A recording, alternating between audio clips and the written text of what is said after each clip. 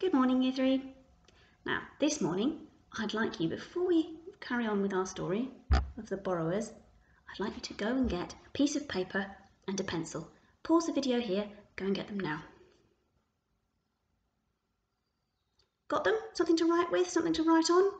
Brilliant. Now, the reason I wanted you to get those things is because this morning we're going to be finding out a little bit more about the borrower's house. And at the end of this lesson, I'd like you to be able to draw a really detailed, beautiful picture of Pod, Homily and Arietti's home under the kitchen floor. And to do that, I'd like you to write down, to help you, all the objects and things that Pod has borrowed over the years that they've used to make their little home. Now let's find out what it looks like. Arietti had wandered through the open door into the sitting room. The fire had been lighted and the room looked bright and cosy. Homily was proud of her sitting room. The walls had been papered with scraps of old letters out of waste paper baskets, and Homily had arranged the handwriting sideways in vertical stripes which ran from the floor to ceiling. On the walls, repeated in various colours, hung several portraits of Queen Victoria as a girl. These were postage stamps, borrowed by Pod some years ago from the stamp box on the desk in the morning room. There was a lacquer trinket box, padded inside and with the lid open, which they used as a sofa, and that useful standby, a chest of drawers made of matchboxes. There was a round table with a red velvet cloth, which Pod had made from the wooden bottom of a pillbox, which was propped up by the carved pedestal of a knight from the chess set. The knight itself, the horse head, was standing on a column in the corner, where it looked very fine. Beside the fire, in a tilted wooden bookcase, stood Arietti's library. This was a set of those miniature volumes which the Victorians loved to print, but which to Arietti seemed the size of very large church Bibles. There was Bryce's Tom Thumb Gazetteer of the World, Bryce's Tom Thumb Dictionary, with short explanations of scientific, philosophical, literary and technical terms, Bryce's Tom Thumb edition of the Comedies of William Shakespeare, another book whose pages were all blank, called Memoranda, and last but not least, Arietti's favourite, Bryce's Tom Thumb Diary and Proverb book, with a saying for each day of the year. Arietti had learned to read from these books and to write by leaning sideways and copying out the writings on the walls. "What are you doing, Arietti?" called Homily from the kitchen. "Writing my diary." "Oh!" exclaimed Homily. "What did you want?" asked Arietti.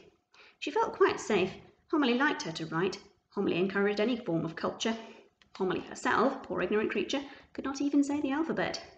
"Nothing, nothing," said Homily crossly, banging away with the pan lids. "It'll do later." Arietti took out her pencil. It was a small white pencil with a piece of silk cord attached, which had come off a dance programme. Even so, in Arietti's hand, it looked like a rolling pin. "Arietti," called Homily again from the kitchen. "Yes?" "Put a little something on the fire, will you?" Arietti braced her muscles and heaved the book off her knees and stood it upright on the floor. They kept the fuel, assorted slack and crumbled candle wax, in a pewter mustard pot and shovelled it out with the mustard spoon. Arietti trickled in only a few grains, tilting the mustard spoon so as not to spoil the fire. Then she stood there, basking in the warmth. It was a charming fireplace, made by Arietti's grandfather with a cogwheel from the stables, part of an old cider press. The spokes of the cogwheel stood out in starry rays, and the fire itself nestled in the centre. Above it there was a chimney piece made from a small brass funnel turned upside down. This at one time belonged to an oil lamp which matched it, and which stood in the old days on the hall table upstairs. An arrangement of pipes from the spout of the funnel carried the fumes into the kitchen flues above. The fire was laid with matchsticks and fed with assorted slack, and as it burned up, the iron would become hot, and Homily would simmer soup on the spokes in a silver thimble, and Arietti would roast nuts. How cosy those winter evenings could be. Homily knitted their jerseys and stockings on black-headed pins, and sometimes on darning needles. A huge great reel of silk or cotton would stand table-high beside her chair, and sometimes, if she pulled too sharply, the reel would tip up and roll away out of the open door into the dusty passage beyond, and Arietti would be sent after it to rewind it carefully as she rolled it back. The floor of the sitting room was carpeted with deep red blotting paper, which was warm and cosy, and soaked up any spills. Homily would renew it at intervals when it became available upstairs, but since the owner of the house, Aunt Sophie, had taken to her bed, the housekeeper, Mrs. Driver, seldom thought of putting out blotting paper unless suddenly there were guests. Homily liked things which saved washing, because drying things was difficult under the floor. They had water in plenty, though, hot and cold, thanks to Pod's father, who had tapped the pipes from the kitchen boiler. They bathed in a small dish which had once held pâté. When you had wiped out your bath, you were supposed to put the lid back on to stop people putting things in it. The soap, too, a huge great cake of it, hung on a nail in the scullery, and they scraped pieces off. What a lot of things they have in their house, and all borrowed from the big people upstairs. I wonder how many of them you spotted.